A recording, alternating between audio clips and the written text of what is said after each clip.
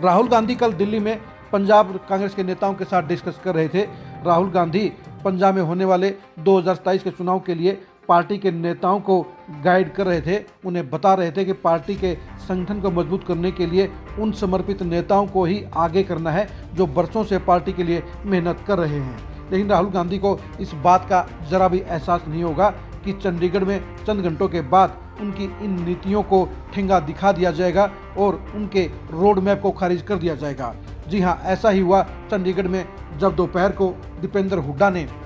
Punjab university के चुनाव के अंदर एक ऐसे नेता को एनआईसी में शामिल करा दिया जो इस समय पंजाब यूनिवर्सिटी के छात्रों के लिए सबसे बड़े विलन के तौर पर उभरा हुआ है। नमस्कार, मैं हूं कुलदीप सुरान। आज हम खरी खरी न्यूज में चर्चा करेंगे दीपेंद्र हुड्डा के उस कदम की जो कांग्रेस की नीतियों को राहुल गांधी के रोड मैप को तार करता है, उनके आदेशों को ठेंगा दिखाने का काम करता है।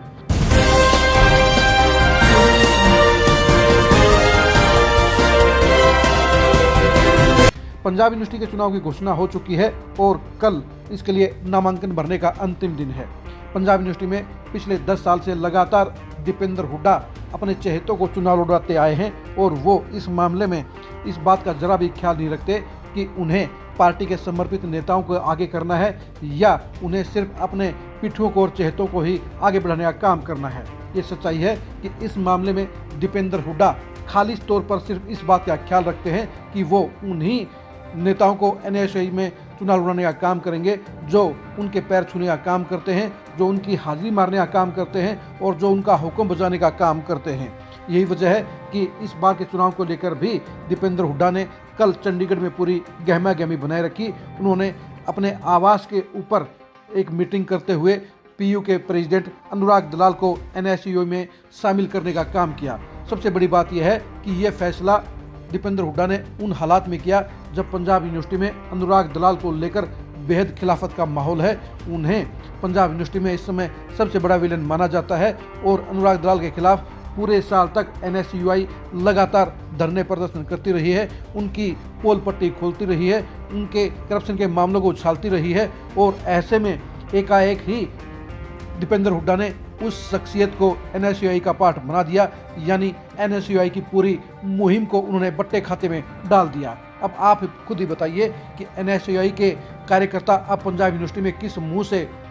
अनुराग दलाल की अगुवाई में वोट मांगने का काम करेंगे, क्योंकि जो आज की तारीख में छात्रों में सबसे ज़्यादा नेगेटिव कैरेक्टर है उसको लेकर अगर एनएसयूआई चुनाव में उतरेगी तो आप अंदाज़ा लगा सकते हैं कि एनएसयूआई के हालात क्या होंगे और किस हिसाब से उसका चुनाव आगे बढ़ेगा। लेकिन इस मामले में दीपेंद्र हुड्डा बिल्कुल साफ तौर पर अड़ियल हैं और उन्होंने साफ तौर पर एनएसयूआई के चंडीगढ़ के छात्रों को कह दिया है कि उनके पास 2 विकल्प हैं, या तो वे यानी दीपेंद्र हुड्डा के फैसले को माने, उनके चुने हुए प्रत्याशियों को वो समर्थन देने का काम करें, वरना अगर एनएसयूआई के स्थानीय कार्यकर्ता और नेता अपने बलबूते पर चुनाव लड़ेंगे तो वो उनको किसी प्रकार का सहयोग नहीं करेंगे और ये उनकी रिस्पॉन्सिबिलिटी होगी कि वो चुनाव कैसे जीतेंगे। यानी दीपेंद्र हुड्डा ने साफ तौर पर कह दिया है कि अगर उनकी पसंद के प्रत्याशी को वो स्वीकार करेंगे तो ही वो चुनाव में मदद करेंगे, वरना वो चुनाव से अलग हो जाएंगे और एनएसयूआई के कार्यकर्ताओं को अपने बलबूते पर चुनाव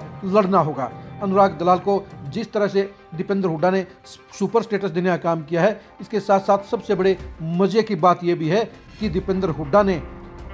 अनुराग दलाल के साथ चहेते उन छात्रों के भी इलेक्शन के लिए इंटरव्यू कराने का काम कर दिया है जो अभी तक एनआईसी में शामिल ही नहीं हुए हैं। यानी बाहरी छात्रों को भी दीपेंद्र हुड्डा ने पहली बार माउंट व्यू होटल में इंटरव्यू कराने का काम कर दिया, जबकि नियम यह है कि पहले छात्रों को एनआईसी का पार्ट बनना पड़ेगा, सदस्य बनना पड़ेगा। लेकिन बिना प्राथमिक सदस्य बने ही दीपेंद्र हुड्डा ने ऐसे अनुराग दलाल के सहयोगियों को इंटरव्यू के लिए मैदान में बैठा दिया जो इसके लिए अभी पात्र भी नहीं है, क्योंकि जब तक आप प्राथमिक सदस्य नहीं बनोगे तब तक आप चुनाव के लिए एनएसयूआई की पात्रता हासिल नहीं कर सकते। लेकिन दीपेंद्र हुड्डा ने इन नियमों को भी धज्जियां उड़ाते हुए, प्रेशर पॉलिटिक्स करते हुए ऐसे छात्रों का इंटरव्यू करा दिया। अब इसमें भी डबल गेम खेला जा रहा है, यानी अगर इन छात्रों को एनआईसी से टिकट मिल गई तो वो एनआईसी से टिकट पर चुनाव लड़ेंगे, वरना वो खिलाफत करते हुए इंडिपेंडेंट भी चुनाव लड़ने का काम करेंगे। यानी साफ तौर पर कहा जा सकता है कि दीपेंद्र हुड्डा का ग्रुप NSUI को ब्लैकमेल करने का काम कर रहा है और प्रेशर डालते हुए अपने उन चहेतों को टिकट दिलवाने का काम दीपेंद्र हुड्डा कर रहे हैं जो आज की तारीख में NSUI के सदस्य भी नहीं हैं। इस मामले में NSUI के राष्ट्रीय प्रेसिडेंट वरुण चौधरी की आंखों पर भी पट्टी बांध दी गई है।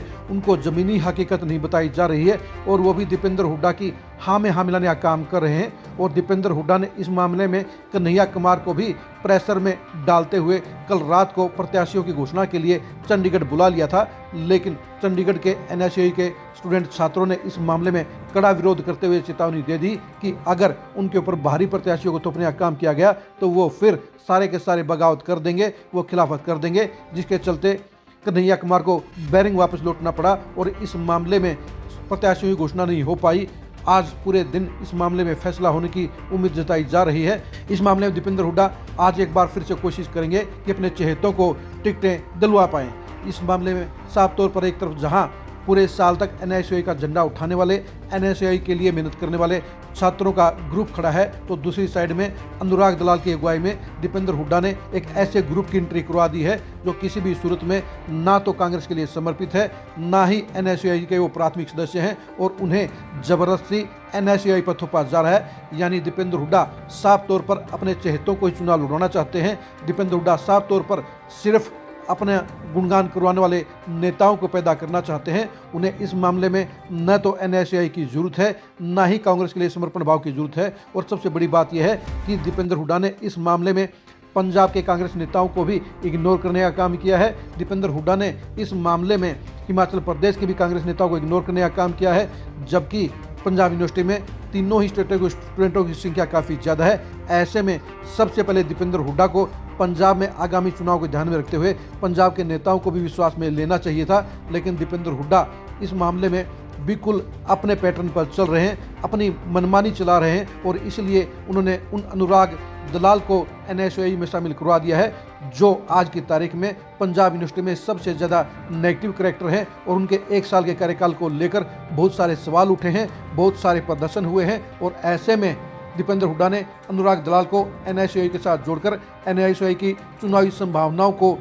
तारपीड़ो करने का काम किया है, बड़ा धक्का लगाने का काम किया है। लेकिन दीपेंद्र हुड्डा को इस बात की कोई चिंता नहीं है कि NSUI चुनाव जीतेगी या हारेगी। उन्हें तो इस बात की चिंता है कि अगर उनके चहेते प्रत्याशी मैदान में उतारे गए तो वे चुनाव के लिए पूरी ताकत लगाएंगे, वरना वो चुनाव से किनारा कर जाएंगे और NSUI को अपने बलबूते पर चुनाव लड़ना होगा। यानी दीपेंद्र हुड्डा अपनी शर्तों पर ही पंजाब यूनिवर्सिटी का चुनाव लड़ना चाहते हैं, लेकिन इस मामले में वो कांग्रेस पार्टी के लिए समर्पित कार्यकर्ताओं को इग्नोर करने का काम कर रहे हैं। वो इस मामले में पूरे साल NSUI के लिए पसीना बहाने वाले वर्करों को भी इग्नोर करने का काम कर रहे हैं और वो ज़बरदस्ती उनके ऊपर भारी प्रत्याशी थोपने के लिए अड़े हुए हैं। अब देखने की बात यही है कि क्या राहुल गांधी तक ये सच्चाई पहुंचेगी? क्या राहुल गांधी के नियमों और कायदों को तोड़ने वाले दीपेंद्र हुड्डा के इन मंसूबों को रोकने के लिए कोई कार्रवाई हो पाएगी, या दीपेंद्र हुड्डा जोर जबरदस्ती करते हुए एक बार फिर से अपनी मनमानी करने में कामयाब हो गए और NSUI के वर्करों के हकों पर डाका डालते हुए वो बाहरी प्रत्याशी को थोपने में कामयाब हो जाएंगे? आप पंजाब यूनिवर्सिटी के चुनाव में NSUI की पोजीशन के बारे में क्या सोचते हैं? कमेंट करके जरूर बताइए। पंजाब यूनिवर्सिटी के चुनाव में दीपेंद्र हुड्डा अपनी मनमानी करने का प्रयास क्यों कर रहे हैं, इसके बारे में अपनी राय जरूर दीजिए। कहने को ये भी सुनने में आ रहा है कि दीपेंद्र हुड्डा हरियाणा में पहले ही कांग्रेस की लुटिया डुबो चुके हैं और अब वो पंजाब यूनिवर्सिटी में NSUI को खत्म करके पंजाब के चुनाव में भी कांग्रेस को बड़ा झटका देने के लिए किसी के इशारे पर काम कर रहे हैं। आप इन आरोपों के बारे में क्या सोचते हैं? कमेंट करके जरूर बताइए। आप हमारे फेसबुक पेज को फॉलो कीजिए, आप हमारे यूट्यूब चैनल को सब्सक्राइब कीजिए। नमस्कार।